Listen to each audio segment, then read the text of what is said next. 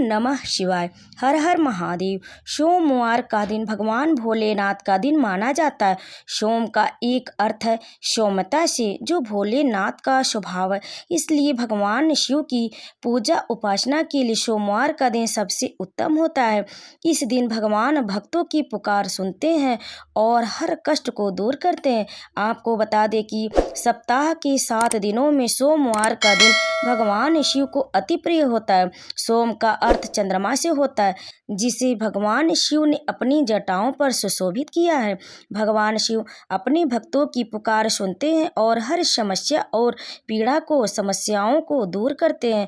ऐसे में अगर आपके जीवन में हर तरफ से निराशा मिल रही है तो शिव जी की यह कथा का श्रवण अवश्य करें। आपको इस कथा का श्रवण करने से जीवन में खुशियां जरूर आएंगी। सोमवार का दिन भगवान भोलेनाथ का दिन माना जाता है, इसलिए दोस्तों सोमवार के दिन इस व्रत कथा का श्रवण अवश्य करना चाहिए। इससे समस्त मनोकामनाएं पूर्ण होती हैं। तो दोस्तों चलिए सुनते हैं सोमवार की संपूर्ण व्रत कथा। उससे पहले अगर आप हमारे चैनल पर पहली बार आए तो हमारे चैनल को सब्सक्राइब जरूर कर लें। वीडियो को एक लाइक करके कमेंट में हर हर महादेव अवश्य लिख लें और इस कथा को अंत तक श्रवण अवश्य करें। ओम नमः शिवाय। एक बार किसी एक नगर में एक साहूकार था। उसके घर में धन की कोई कमी नहीं थी, लेकिन कोई संतान न होने के कारण वह बहुत दुखी था। संतान प्राप्ति के लिए वह हर सोमवार को व्रत रखता था और पूरी श्रद्धा के साथ शिव मंदिर जाकर भगवान शिव और माता पार्वती की पूजा करता था। उसकी भक्ति देखकर एक दिन माँ पार्वती प्रसन्न होकर भगवान शिव से साहूकार की मनोकामना पूर्ण करने का निवेदन किया। पार्वती जी के आग्रह पर भगवान शिव ने कहा कि हे पार्वती, इस संसार में हर प्राणी को उसके कर्मों का फल मिलता है और जिसके भाग्य में जो हो उसे भोगना ही पड़ता है। लेकिन पार्वती जी ने साहूकार की भक्ति देखकर उसकी मनोकामना पूर्ण करने की इच्छा व्यक्त की। माता पार्वती के आग्रह पर शिव जी ने साहूकार को पुत्र प्राप्ति का वरदान तो दे दिया, लेकिन उन्होंने बताया कि यह बालक 12 वर्ष तक ही जीवित रहेगा।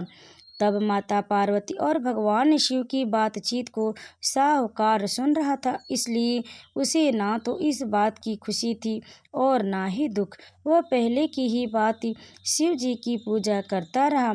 कुछ समय के बाद साहूकार की पत्नी ने एक पुत्र को जन्म दिया। जब वह बालक 11 वर्ष का हुआ तो उसे पढ़ने के लिए काशी भेज दिया गया। साहूकार के पुत्र ने मामा को बुलाकर उसे बहुत सारा धन देते हुए कहा कि तुम इस बालक को काशी विद्या प्राप्ति के लिए ले जाओ। तुम लोग रास्ते में यज्ञ कराते जाना और ब्राह्मणों को भोजन दक्षिणा देते हुए जाना। दोनों मामा भांजे इसी तरह यज्ञ कराते और ब्राह्मणों को दान दक्षिणा देते काशी नगरी निकल पड़े। इस दौरान रात में एक नगर पड़ा, जहाँ नगर के राजा की कन्या का विवाह था, लेकिन जिस राजकुमार से उसका विवाह होने वाला था वह एक आंख से काना था। राजकुमार के पिता ने अपने पुत्र के काना होने की बात को छुपाने के लिए सोचा क्यों न उसने साहूकार के पुत्र को दूल्हा बनाकर राजकुमारी से विवाह करा दूं। विवाह के बाद इसको धन देकर विदा कर दूंगा और राजकुमारी को अपने नगर ले जाऊंगा। लड़के को दूल्हे के वस्त्र पहनाकर राजकुमारी से विवाह करा दिया गया।